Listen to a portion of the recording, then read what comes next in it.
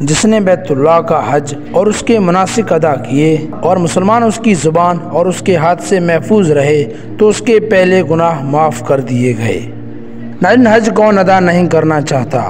دنیا میں لاکھوں لوگ حج ادا کرنے جاتے ہیں، مگر چند ایسے لوگ بھی ہیں جو حج ادا کرنے تو جاتے ہیں مگر انہیں حج ادا کرنے کا صحیح طریقہ نہیں آتا، یا پھر وہ پہلی بار حج ادا کرنے جاتے ہیں تو انہیں بھی دشواری ہوتی ہے حج ادا کرنے میں۔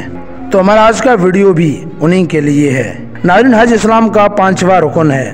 حج کی لغوی معنی ہے زیارت اور ارادہ کرنا۔ شریعت کی اصطلاح میں حج سے مراد وہ جامع عبادت ہے جن میں مسلمان مکہ معظمہ اور بیت اللہ پہنچ کر کچھ مخصوص عبادات کرتا ہے جنہیں مناسک حج کہتے ہیں۔ اب آپ کے ذہن میں فوراً یہ سوال آیا ہوگا کہ مناسک حج کیا ہے؟ ناظرین، مناسک حج کا مطلب ہے حج کا طریقہ، یعنی حج کرنے کے لیے حاجی کو کیا کیا ضروری کام کرنے پڑتے ہیں۔ چونکہ حج کرنے کے لیے مسلمان بیت اللہ یعنی کعبے کی زیارت کا ارادہ کرتا ہے، اسی لیے اسے حج کہتے ہیں۔ احرام باندھ کر 9 ذی الحج کو عرفات میں ٹھہرنے اور کعبے کا طواف کرنے کا اس کے لیے ایک خاص وقت مقرر ہے۔ اور اب آپ کو حج کی فرضیت کے بارے میں بھی بتاتے ہیں۔ حج 9 ہجری میں فرض ہوا۔ حج ہر اس بالغ مسلمان پر زندگی میں ایک بار فرض ہے جو مکہ تک آنے جانے کی قدرت رکھتا ہو، یعنی خرچ اور جسمانی طاقت رکھتا ہو اور اسے کسی ظالم حکمران نے روک نہ رکھا ہو۔ اس پر اللہ تعالیٰ کا حکم ہے۔ قرآن مجید میں اللہ تعالیٰ ارشاد فرماتے ہیں، لوگوں پر یہ اللہ کا حق ہے کہ جو اس کے گھر تک پہنچ سکتا ہو وہ اس کا حج کرے، اور جس نے کفر کی روش اختیار کی تو وہ جان لے کہ اللہ سارے اہل جہان سے بے نیاز ہے۔ اور نبی پاک صلی اللہ علیہ وآلہ وسلم نے خطبہ پڑھا اور فرمایا، اے لوگوں، تم پر حج فرض کیا گیا ہے، لہذا تم ضرور حج کرو۔ السلام علیکم ناظرین، میں ہوں ریحان علی اور آپ دیکھ رہے ہیں ہسٹوریم۔ تو آج کے اس ویڈیو میں ہم مناسک حج یعنی حج کرنے کا مکمل طریقہ اور ان 18 چیزوں کے بارے میں بتائیں گے جن میں آپ نے اگر غلطی سے بھی ایک چیز چھوڑ دی تو ممکن ہے کہ آپ کا حج قبول نہ ہو۔ تو وہ کون کون سی چیزیں ہیں، آئیے جانتے ہیں ہمارے آج کے اس ویڈیو میں۔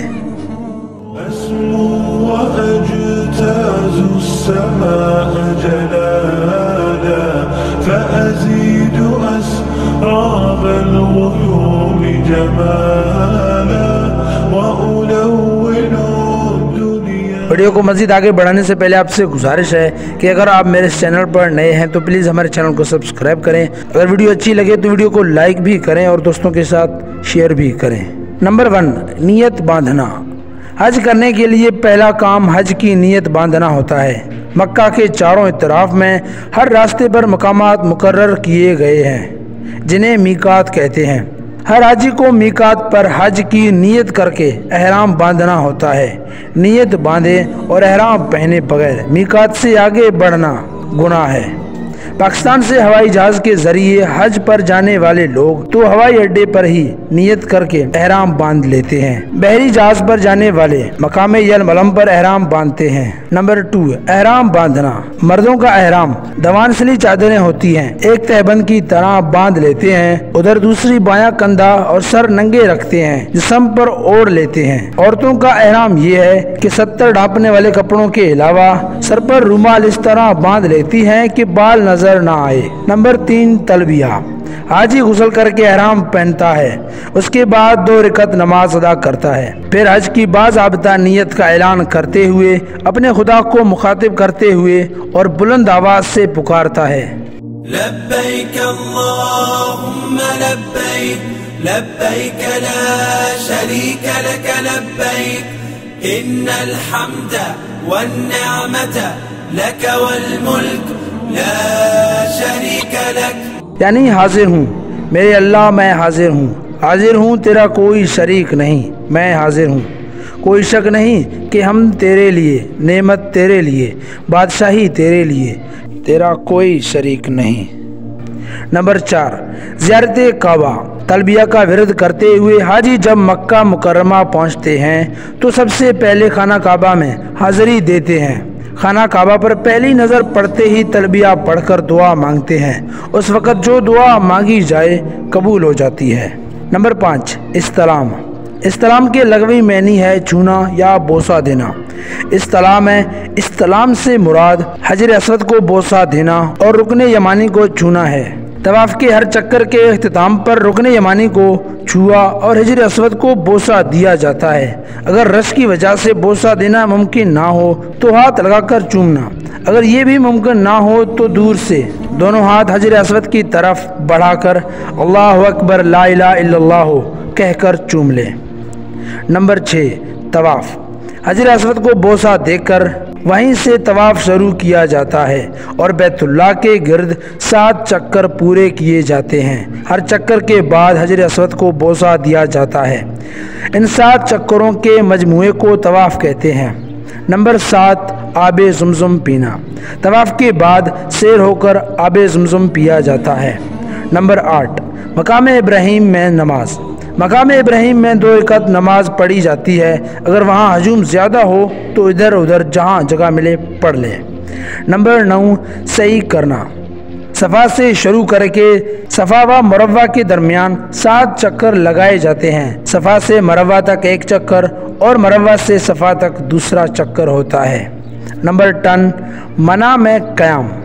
8 ذو الحج کو صبح سویرے حاجی احرام کی حالت میں مکہ معظمہ سے نکل کر 4 میل دور منی میں پہنچ جاتے ہیں۔ وہاں اگلے دن کی صبح تک ٹھہرتے ہیں۔ نمبر 11، وقوف عرفات۔ 9 ذی الحج کو ظہر کی نماز سے پہلے سب عرفات کے میدان میں پہنچ جاتے ہیں۔ حج کی اصل جگہ یہاں ہے۔ یہاں امام خطبہ دیتا ہے اور سارے عالم اسلام کی ترقی اور مشکلات سے نجات کے لیے دعا مانگتا ہے۔ پھر ظہر اور عصر کی نمازیں اکٹھی پڑھتا ہے۔ حج کا سب سے اہم فریضہ یہی ہے۔ یہاں لوگ دعائیں مانگتے ہیں۔ اگر جو وقوف عرفات میں شامل نہ ہو تو اس کا حج فوت ہو جاتا ہے۔ نمبر 12، مزدلفہ میں رات گزارنا۔ غروب آفتاب کے بعد سب مزدلفہ آ جاتے ہیں اور عشاء کے وقت مغرب اور عشاء کی نمازیں اکٹھی پڑھتے ہیں۔ صبح طلوع آفتاب پر سب منی کی طرف روانہ ہو جاتے ہیں۔ نمبر 13، رمی جمرات و قربانی۔ رمی کا مطلب ہے شیطانوں کو کنکریاں مارنا۔ اس روز 10 ذو الحج کی تاریخ ہوتی ہے۔ منی میں پہنچ کر سب پہلا کام جمرات العقبہ یعنی بڑے شیطان کو 7 کنکریاں مارنی ہوتی ہیں۔ رمی کے بعد دوسرا کام قربانی کرنا اور قربانی کے بعد سر کے بال منڈوانے ہوتے ہیں۔ نمبر 14، طواف زیارت۔ قربانی کرنے اور سر کے بال منڈوانے کے بعد اب حاجی کے ذمے سب سے اہم کام طواف زیارت ہوتا ہے۔ حاجی اسی دن مکہ معظمہ پہنچ کر طواف زیارت کر لیتے ہیں۔ کچھ کمزور لوگ اگلے روز کرتے ہیں۔ طواف زیارت اہم فریضہ ہوتا ہے، اس کے بغیر حج نہیں ہوتا۔ طواف زیارت کے بعد حاجی دوبارہ منی آ جاتے ہیں۔ نمبر 15، رمی جمرات۔ منی میں 11، 12، 13 ذو الحج کو ہر روز تینوں شیطانوں کو کنکریاں مارنی ہوتی ہیں۔ نمبر 16، طواف وداع۔ 13 ذو الحج کو حج مکمل ہو جاتا ہے۔ منی سے لوگ مکہ معظمہ آ جاتے ہیں۔ اب مدینہ منورہ کو روانگی کی تیاریاں شروع ہو جاتی ہیں، لیکن روانگی سے پہلے حاجیوں کو طواف وداع کرنا ہوتا ہے۔ نمبر 17، روضہ رسول صلی اللہ علیہ وآلہ وسلم کی زیارت۔ اب حاجی روضہ رسول صلی اللہ علیہ وآلہ وسلم کی زیارت کے لیے چل پڑتے ہیں۔ وہاں 8 دن ٹھہر کر مسجد نبوی صلی اللہ علیہ وآلہ وسلم میں 40 نمازیں پوری کرنی ہوتی ہیں۔